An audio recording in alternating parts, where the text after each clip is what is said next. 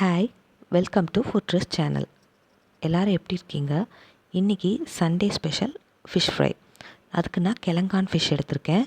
அதுக்கு தேவையான பொருள், ஃபஸ்ட்டு அதுக்கு ஒரு 1.5 kg ஃபிஷ் எடுத்து நல்லா மஞ்சள் போட்டு வாஷ் பண்ணி அதை ட்ரை பண்ணிவிட்டு எடுத்து வச்சுக்கிறேன். அந்த ஃபிஷ்ஷில் நான் ரெடிமேட் ஃபிஷ் ஃப்ரை மசாலா நான் ஆட் பண்ணிக்கிறேன். அதுக்கப்புறம் ஹாஃப் லெமன் சீடை ரிமூவ் பண்ணிவிட்டு நல்லா ஸ்க்வீஸ் பண்ணி விட்டுக்கிறேன்.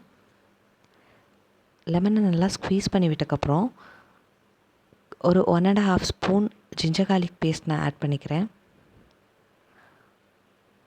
உங்களுக்கு ஜிஞ்சர் கார்லிக் பேஸ்ட் இன்னும் கொஞ்சம் எக்ஸ்ட்ராவாக ஆட் பண்ணணுன்னா இன்னும் கொஞ்சம் எக்ஸ்ட்ராவாக ஆட் பண்ணிக்கோங்க. எனக்கு இதுவே கரெக்டாக இருந்துச்சு. அதே மாதிரி ஃபிஷ் மசாலா எனக்கு வந்துட்டு 1.5 kgக்கு வந்துட்டு ஒரு ஹாஃப் பேக்கெட் கரெக்டாக இருந்துச்சு. உங்களுக்கு காரம் பத்தலைன்னா இன்னும் கொஞ்சம் எச்சா கூட போட்டுக்கலாம். நான் நல்லா வந்துட்டு மீன் ஒட்டணுங்கிறதுக்காக நான் ஒரு 1.5 ஸ்பூன் ரைஸ் ஃப்ளோரை வந்துட்டு உள்ளே ஆட் பண்ணிக்கிறேன்.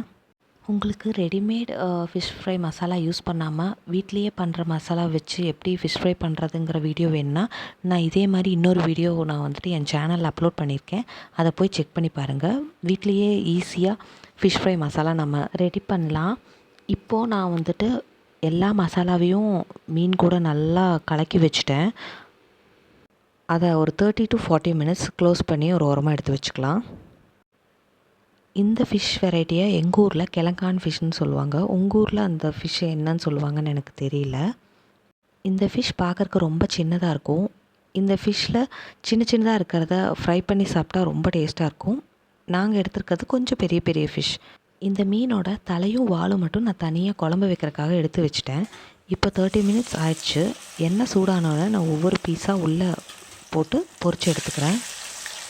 நம்ம அரிசி மாவு போட்டதுனால ஒன்றோடு ஒன்று ஒட்டாது. அதே மாதிரி வந்துட்டு தோல் பிரிஞ்சு வராது. இதே மாதிரி நம்ம எல்லா மீனையும் ஒன்றொன்னா எண்ணெயில் போட்டு பொரித்து எடுத்துகிட்டு நம்ம எடுத்து வச்சுக்கலாம். அவ்வளோதான். இப்போ இந்த ஃபிஷ்ஷில் வந்துட்டு கொஞ்சம் கூட ஸ்கின் வந்து பீல் ஆகிருக்காது. அதே மாதிரி வந்து ஒன்றோடு ஒன்று ஒட்டியிருக்காது. இதை நீங்களும் ட்ரை பண்ணி பார்த்துட்டு இந்த ரெசிபி எப்படி வந்துச்சுன்னு எனக்கு கமெண்ட் பண்ணுங்கள். இந்த வீடியோ உங்களுக்கு பிடிச்சிருந்துச்சுன்னா லைக் பண்ணி சப்ஸ்கிரைப் பண்ணிக்கோங்க. இதே மாதிரி இன்னொரு வீடியோவில் பார்க்கலாம். தேங்க்யூ.